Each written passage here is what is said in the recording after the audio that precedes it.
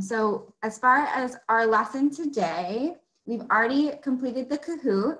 So that included, like I said, some vocabulary that I'm going to be using to talk about each of the different phases of American literature. So that's essentially what I'm going to be talking about the most, is this timeline, so that we can talk about what each phase of American literature was like. So I'm going to talk about the characteristics of each phase, and I'm also going to include some books that were involved in each phase, and then some other great American writers or poets that I think you should be aware of, so that you could potentially do some further research for, especially my Czech teachers, if you want to assign certain books or writers to students. Hopefully you have a few names in order to pass on to them. All right, so in terms of the timeline, there are 6 phases. So if you notice, it starts in this, like it's 1600 with something called Puritanism, and then we slowly move to the Age of Reason, Romanticism, Realism, Modernism, and then Post-Modernism. Now I'm going to talk about each of these phases individually, so you'll be experts on each of them. But I just wanted to call your attention to the timeline so you all could also see how it fits in with historical events. History is so important in order to understand what was going on at the time and how that influenced what people were writing about. You can't, in my opinion, separate history from literature. History informs our culture, so it definitely had an impact on the way Americans were writing, depending on what was going on at the time. So if you notice, Puritanism, which happened from 1600 to 1800, this is when America's was like, they were a colony of Great Britain, and they were very religious. So the first people to come over were these religious groups. So it definitely informed the literature. During the Age of Reason, you have our American Revolution that happened in the second half of the 1700s. So Americans were starting to think of themselves as a country, and we were forming as a country, so that influenced literature. During Romanticism, you have the Western expansion, which we already talked about on the Kahoot. So when people were starting to move west, all the way to the west coast of California, and what that meant for literature, we'll talk about. And then realism, it starts to get kind of complicated in America with the Civil War. And then you also have the entire landscape of the country changing with industrialism. So our, like the world is like modernizing, things are changing. And then that leads into the 20th century with modernism, where you have more industrialism, and then you have some pretty drastic events with World War I, the Great Depression, and World War II. And then we move into postmodernism, where you have even more happening with the Cold War, the Vietnam War, a lot of different social movements, specifically like the civil rights movement or the feminist movement. And then you also have the introduction of technology. So all of these things definitely impact how writers are writing and what they are writing about, the content of what they're writing about. So I want you to be mindful as I'm talking about each of these phases. You can't not think about history. You have to think about history at the same time as we're talking about literature. Okay, so let me get started on Puritanism. So this is the first phase of American literature. And as I've stated, this is before the United States is technically the United States. So it's when we're British colonies, and it's mostly European immigrants who left for religious reasons. So they're very religious groups. So this means their writing was all about God, and basically their connection to God, and then just how they like formed their colony. So it is very conservative and very religious. So to me, reading quite boring, actually. And in terms of books during this time, you're not going to have like a great American novel that came out during this time. The only one that is pretty famous is the Pilgrim's Progress. So it's literally just about the Plymouth colony, which was one of the first colonies that was established in Massachusetts, what is now Massachusetts, and it's all about just how they lived their lives. So it's more of like a historical document instead of like a novel that we would want to read. And I also want to point out the fact that at this time, only educated white men were writing, and typically they were the leaders of these colonies. So either a religious leader or just the leader of the colony in general. They were the only ones that really had access to writing.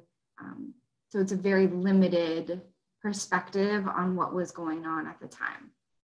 So in terms of personal preference, I wouldn't spend a lot of time in the phase of Puritanism, personally. So things I think start getting more interesting with the Age of Reason. So this happened 1750 to 1800. So if you notice, there's a bit of an overlap between Puritanism and the Age of Reason. And I think that's super important to talk about because we kind of have this clash of the very religious societies, but then we're also starting to accept the period of enlightenment that you all should be familiar with in Europe.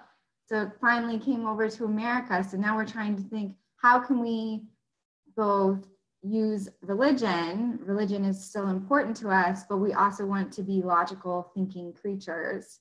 So it's definitely mixed at this time. But the most important influence on literature at the time is the fact that we want to form our own country. So this is the period of our revolution.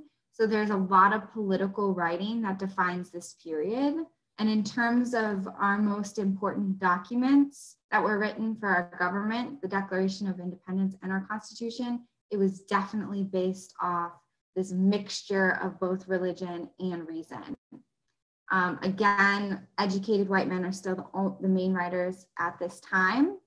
Two of the most famous are the Federalist Papers, which I think every American high school student has to read the Federalist Papers.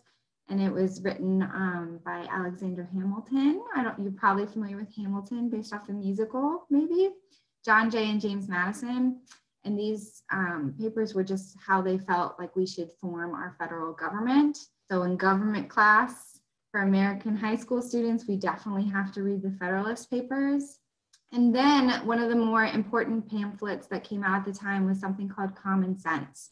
So this really influenced the American people to kind of join the cause of independence. So it's very much credited to this pamphlet called Common Sense. Like, it's common sense that we should want to be independent from Britain. Okay, so then once we get to Romanticism, this is where we start having novels that are actually starting to be written. Before, it was a lot of just religious papers or logical pamphlets about government. So now once we get into the 1800s, that's when you start seeing more of the great American novels that are written. And our Romanticism happened a bit later than the Romanticism that happened in Europe, but it's the same sort of concept where it's all about feelings, the imagination, and being idealistic. So this goes hand in hand with the fact that we are expanding the United States out west. So there's a lot of nature involved. There's a lot of opportunity and uncertainty that people are trying to idealize. So there's the big focus on nature and opportunities and love. Poetry becomes more popular. Before, American poetry was pretty much non-existent or not worth knowing about, really. But then with Romanticism, it really started getting popular. And this is also where you have the introduction of white women start to write as well during this time. So that is like an added perspective that previously we didn't have as much. So two books I want to point out to you are Moby Dick, which I'm sure you've heard of, but it is a very romanticized novel about nature and kind of like the complexities of our human souls. And then Leaves of Grass by Walt Whitman. And Walt Whitman is a very famous poet, and he's definitely a romantic in the early part of his life, focused on love and our connection with nature. So this is really when American literature, I think, becomes the most important, is during the Romantic period. All right, but then quickly we move into realism. And realism is exactly how it sounds. Instead of being super idealistic, like Romanticism, realism wants to focus on what it actually is like, and like the realistic lives of everyday people, especially working class people. So this is where you have the introduction of social issues. So aspects of gender and race and class start to pop up for the first time in novels. And again, it also becomes important, psychology becomes important, because it's like these characters kind of have complicated choices that they have to deal with. Like any realistic person has choices they have to make, but we're first starting to like see a true portrait of what it's like to be human in novels starting in the 1850s to 1900s. And this has a lot to do with the fact that the American Civil War happened during this period of time, and also industrialism. So you can't really be too idealistic when the country's being torn apart. So we need to be realistic about what is happening, why it's happening. And then also industrialism was a huge change for Americans, and it was a pretty difficult change as well, especially for working class people. So I think it was super important at the time that writers wanted to make sure they were focusing on these stories, since that was like the biggest change happening in America. And this is also an opportunity for Black people to also start publishing their writings for the first time as well. So you have that added perspective. So the two novels I put on the slide are The Awakening by Kate Chopin. And this is considered one of the first feminist novels that came out for American literature. It's about this woman who isn't necessarily happy as a wife and mother. She kind of questions if that's all she wants to do with her life. And then The Adventures of Huckleberry Finn, of course, is such an important novel for American literature in terms of the content, this very working class boy, and the fact that his best friend is a Black man. That is huge, huge in terms of like the time period that like Mark Twain had the ability to write about that. It definitely changed the way we think about what we can write about. Okay, so realism, and then we move into modernism. So for those that know me, they know that I love the 20th century. Sorry to interrupt, but there is a question about Frederick Douglass and his role in the 19th century. Could you please take a look at the chat window and react to the question from Ms. Dechekalova? Sure, I don't know how to look at the chat window. She is wondering about the place of Frederick Douglass. And she wonders if we are not simplifying when saying that only white people were writing at that time. I guess that refers to slides back. Yeah, so Frederick Douglass was more so in the realistic period. So where I do say that Black people starting to write, he did come a little bit before, but he was an exception to the rule. He was a very special person because he was a slave that taught himself to read and write.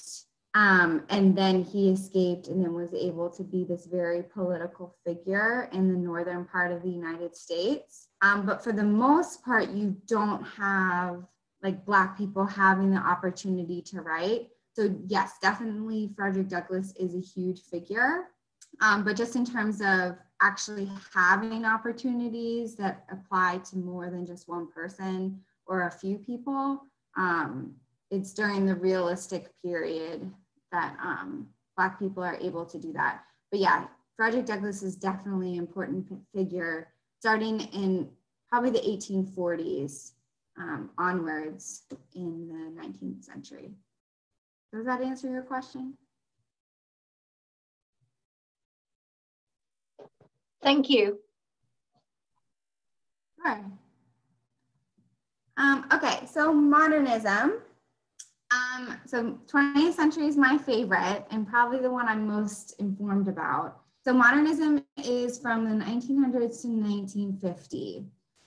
So this idea of the American dream was already starting to be super shaky during the realistic period, especially with industrialism. But by the time modernism rolls around, people are completely, they realize that the American dream is often a myth to many people and that it doesn't apply to the everyday working class person. So this idea that no matter, like if you work hard, then you'll end up being successful. And that's definitely not true for working class people in the United States. So we really start to see that as a subject in novels. So these stories are focusing on the changes people are having to make in the modern world. And I think that's true of American literature, but also European literature at the time, especially with the world wars, the Great Depression. There's a lot of reasons why people feel disenchanted with their governments or just their ideals, especially like in America. We definitely have ideals about what it means to be American and the opportunities we have. And it's not necessarily true realistically. And this is also a period of time where people are just breaking from tradition in general. So you have people experimenting with different forms of writing. You have like your Ernest Hemingways and William Faulkners, who are definitely focusing on different subjects. And you have like your stream of consciousness writing. So people who are breaking from a traditional novel form and writing in more creative ways. This starts happening during modernism. The two most popular books, and I'm sure you're all aware of them. When I was in the Czech Republic, many of my students had already read these books, but The Great Gatsby is definitely focused on this idea of the American dream and how even if you do kind of attain this level of success, doesn't necessarily mean you're a happy person, and how money can often corrupt people. And it's beautifully, beautifully set in the 1920s, which was such an iconic moment for American history in terms of like the culture. And then you also have Of Mice and Men, which also very beautifully kind of portrays what it was like during the 1930s and the Great Depression for workers that were literally working as best they could and finding work how they needed to. And then just kind of the realities of what it's like to be a working class person, a poor person during the Great Depression. So both are beautiful, beautiful novels that hopefully you guys can read. And then the last one is postmodernism. So postmodernism technically runs from 1950 to the present. I would say that at the start of the 21st century, we could probably label a new phase in literature. It just hasn't really been established yet. So we'll just say postmodernism is 1950 to the present. And this is a time when media and technology definitely impact literature. They become a part of literature, the content of it. You start to have technology almost become characters in novels. And writers are trying really, really hard to be unique. So it's almost comes a time where it feels like everything that already could be done has been done. So writers really have a difficult task of trying to be unique. So that's when you have a lot of science fiction, fantasy, there's a mixing of genres. So writers are really trying to be creative in order to be unique. But also I think there's like a level of shock that they want to have to people. People are no longer conservative. Any subject is something that can be written about. There's not really any rules anymore in terms of literature. So I think the positive side of that is it becomes very inclusive of different types of people and experiences, especially into the 21st century. Any type of person that you could possibly find in America, there's stories being written about them. And I think that's really lovely that we're acknowledging different types of people and different experiences. And it makes for an interesting book as well. So some really famous books from the Post-Modernist period are To Kill a Mockingbird, of course. So again, it's definitely dealing with the moment, the historical moment in terms of the civil rights era, and talking about social issues, and also giving a perspective beyond just the white experience in the United States. And then you also have Slaughterhouse Five, which is just a very strange book. It mixes like historical fiction with science fiction. So it's about this soldier, I think it's World War II, if I'm not mistaken, and he ends up getting like abducted by aliens. So it's a very strange book, but it just kind of shows you how writers are really trying to experiment with their genres to find to be the most interesting book. They don't want to write the same novel that's been written over and over again. So then to end, these are just some great American writers and poets that you can look into. So I've already mentioned Ernest Hemingway, Mark Twain, John Steinbeck, Toni Morrison, who is the woman in the top corner. She's very famous in the postmodernist period. Henry David Thoreau, he is a writer that was writing in like the 1840s, and he's the father of transcendentalism, which is like Romanticism times 1,000 in terms of being an individual and being very in touch with nature. J.D. Salinger wrote The Catcher in the Rye, very famous. William Faulkner, he's a very famous Southern writer. So if you're interested in what it's like to live in the American South, William Faulkner is like the guy to go to. Emily Dickinson is a famous poet. Maya Angelou is a famous poet. Robert Frost, Edgar Allan Poe, and then Langston Hughes as well.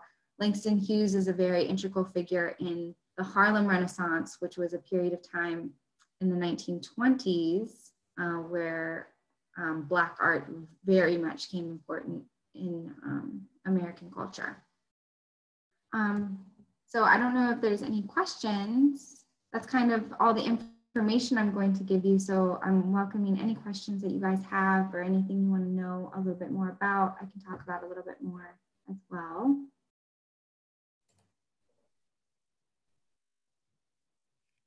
Thank you, Catey, very much. Before we may dive into additional questions that we really welcome in the chat window, could you please talk a bit about Theodor Dreissler and where he would fall into your presentation? There was a question about 2 slides back about his place. Yeah, Theodor Dreissler, he was definitely in the realistic period. So his famous novel is, The American Tragedy, I think. And so he was talking a lot about industrialism, and his story was focused on a woman's experience. And so it's very much focused on the idea of industrialism, having this different experience as a woman, and kind of a woman's role in society, how it changed from being these caretakers to actually being working class women. And then he also deals a lot with the American dream as well. So he was probably one of the first writers to talk about the American dream in terms of it being a myth and not it being something that actually is true for people. I don't know if a lot of people know Theodore Dreissler I don't think he's one of the more well-known writers, just for Americans, but his one novel, The American Tragedy, is very, very important. Does that answer your question?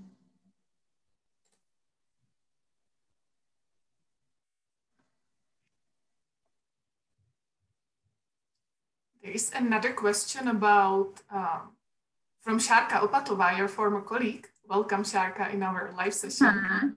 Sharka has a question about Salinger and if this particular person is still banned at some US schools. Yes. Okay, so J.D. Salinger, he wrote The Catcher in the Rye, which is a very famous book that came out in the Post-Modernist period. So I want to say it was the 1950s, actually, when that book came out. And it was banned because first off, it used swear words, and it was very much about the psychology of this young man. And he obviously really struggled with his feelings. So because it was considered subversive and probably not a good influence on young minds, it was banned for quite a long time. I would also like to say that To Kill a Mockingbird has also been banned at one point in history. Presently, The Catcher in the Rye is not something that's banned in schools. People have kind of decided, especially with more conversations about mental health, that it's important to read books like these and have conversations about them. I will say that To Kill a Mockingbird, there's been some news stories, especially in the South, about people wanting to ban To Kill a Mockingbird. That kind of tells you about what it's still like in certain parts of the United States in terms of issues of race. So yeah, there are school districts that can decide what books students are able to read or not, but it's not as strict as it used to be in the 1950s. I think the 1960s ruined any sort of censorship that people tried to have with young people.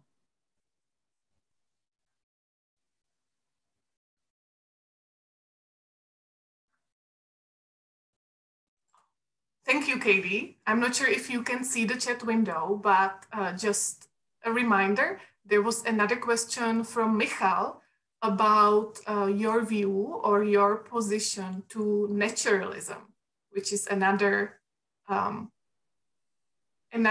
maybe sub era that wasn't covered by your presentation, but if you could briefly touch on where that would fall and what was the agenda of those authors or their themes.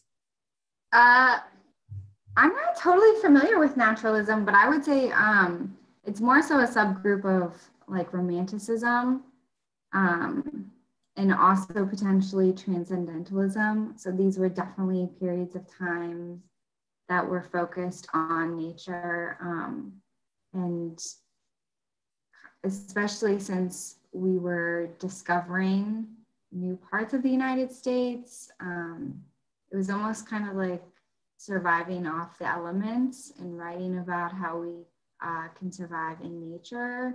I don't know if they have more of information on naturalism. I'm kind of guessing here in terms of what that would be. Michal, would you like to comment? You can unmute yourself and comment if you would like.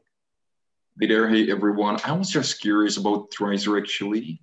I guess he fell under naturalism, and I was just interested in the difference between realism and naturalism.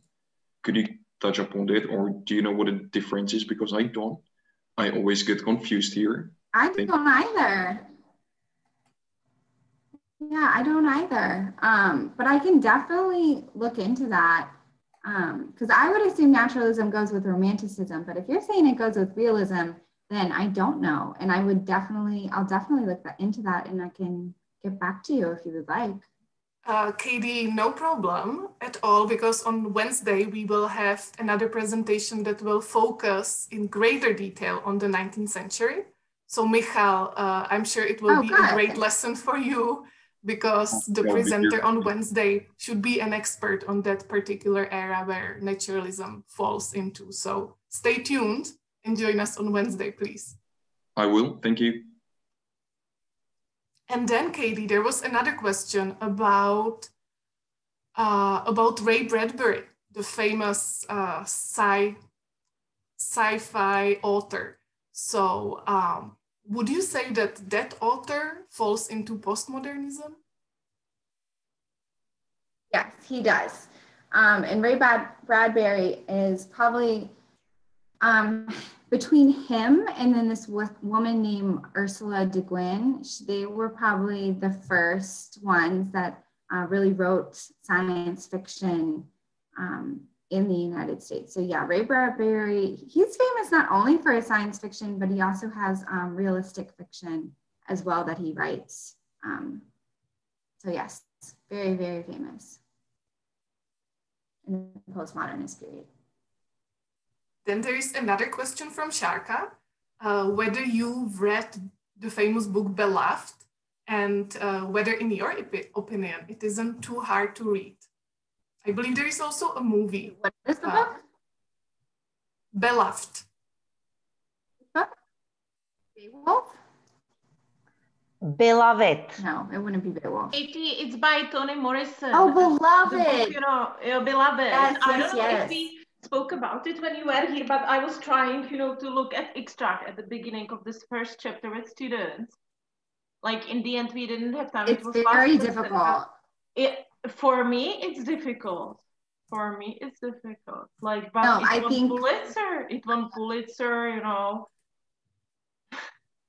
Yeah, no, Toni Morrison is a beautiful writer. She is difficult to read. So Beloved is a book that high level senior students in the United States read, and even they struggle with it. So it's almost something that like American college students read. And it like when I read it, it was difficult for me. So I don't know if it would be ideal for your students to read. But she is such a famous and beautiful writer for students to know about. But no, yeah, definitely a challenge. Thank you. I just chose the beginning, it's a part of the first chapter where you realize that they see a ghost in the house. But anyway, I had to read it like several times to understand. How is it possible it was such a success and it's so difficult to process it?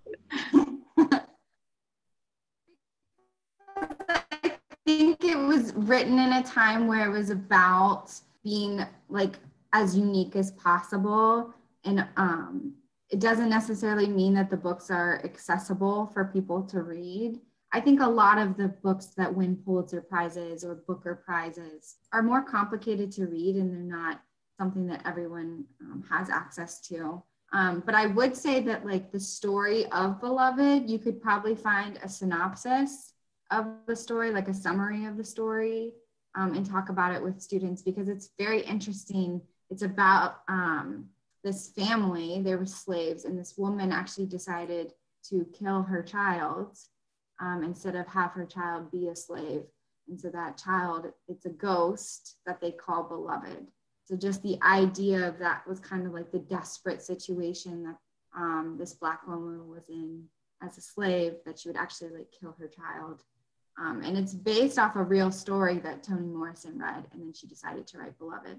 So I do think it creates an interesting conversation to have, even if the book isn't necessarily easy to read.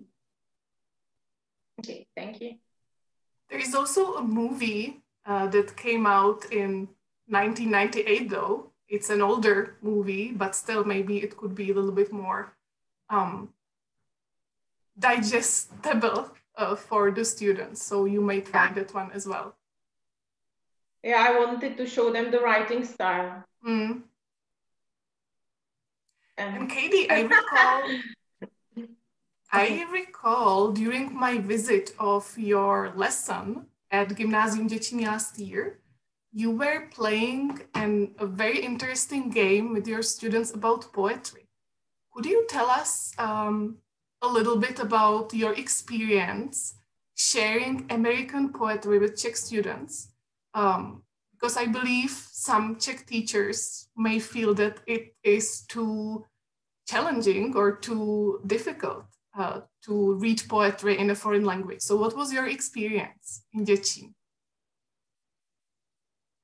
So I think my students actually did really, really well with it. I will say I was strategic about the poems I chose. I did include like Walt Whitman, who was writing in the 19th century. So his language is a bit more challenging, but I think it's important for students, like it's okay if they struggle with language, especially if you're there to talk them through it. I think students feel really accomplished when they do struggle with a poem and then they start to get it, especially if they practice reading it multiple times. I think that's just an important skill for students to have in general, whether they're an English language learner or they already speak English. And I don't know, I love poetry. I really love poetry, so I love sharing poetry, especially from the 20th century. I think it's easier, the topics are more relevant, students can identify with those poems more. And I think, I think it's a really great portrait of the way Americans thought during certain moments in time and just the universal feelings. So even though you're reading in a poem in English, it's a feeling that you yourself can also feel as a Czech person. There's like universal themes. So I definitely love poetry. I read poetry all the time. So if Czech teachers are interested in sharing poems with their students, I have plenty of resources that I can give to you guys for that. Thank you so much. So could you please share with us what book or books are you reading currently at this very unique time of worldwide pandemic when many of us are stuck at home more than we would want to, but sometimes literature may be the great escape that we can use? Definitely. So it is Black History Month. February is Black History Month. So during this month, I've been trying to read Black authors and stories about the Black experience. So I'm reading a book called Roots by Alex Haley. Roots is a very famous TV show. The book got turned into a very, very famous TV show. And it's about this slave, his name's Kunta Kinte, and he was African and he was stolen and went through the Middle Passage experience and then became a slave in the United States. And it's about like the generations after him. So it's a pretty thick novel about that experience. So I'm reading that. And then I'm also reading Joy Harjo. She's a Native American poet. I'm reading her anthology of poems right now as well. Thank you so much. There are two more questions. If you could maybe stop sharing the screen so that we see the participants. There is a question from Jitka, who is a teacher, and she asked whether, she comments on your, it's also a former colleague from the Czech Republic who says how awesome your lessons were and challenging but fun, the poetry lessons. So thank you, Jitka, for sharing and encouraging our other teachers to try that as well. And there is a question from Anna, who asks about American poets that, Catey, you would recommend may be suitable for this type of work with Czech students, ideally poets from the 20th century. Yes. So when I did this lesson with students, I included Maya Angelou, I included Robert Frost, Langston Hughes, I included. Of course, I get this question, all of a sudden I blank on every possible poet.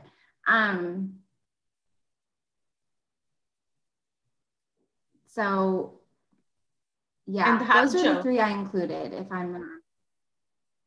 And this Harjo, Catey, you know? Oh yes, yeah, Joy Harjo as well, who's a Native American poet. Yes, I also included her. But I can definitely put a list together, a more comprehensive list when I'm not blanking on everything right now. That's completely fine. We do have the resources for teachers. The presentation as well as your outline has already been shared with everyone. So you can go and just enter maybe the list of suggested poets in the 20th century there. That would be totally great. And are there any more questions? If there are any more questions, please let us know. I don't see anything at this point. But Catey, it's been excellent. I really liked your approach. You basically walked us through American history again by showing what kind of literature was produced at the time, and especially highlighting the lens of authors who were allowed to publish books, which is very, very interesting and very valuable. So thank you very much. A reminder for everyone, the materials will be available online, are already available online. I'm also sharing our link for your feedback. So please complete the feedback form. If you don't plan to participate in the Wednesday's lesson, you may do that now. If you plan to participate in Wednesday's lesson that will focus more on the 19th century detail, you may do that after the other lesson. And in March, we plan more live lessons on US geography, and then perhaps also additional lessons on themes on demand. So please go to the feedback form and let us know what other themes you would like us and our amazing alumni of the ETA program to cover. If there are no more questions, then I would like to really warmly thank Catey and all her colleagues from Děčín Gymnasium, all the students from Děčín Gymnasium, and all the other teachers, all the other students in the audience. Thank you for being with us today. And if you would like to go back to the recording, it's going to be shared on YouTube on the playlist Live Lessons later tonight. So thank you very much and goodbye.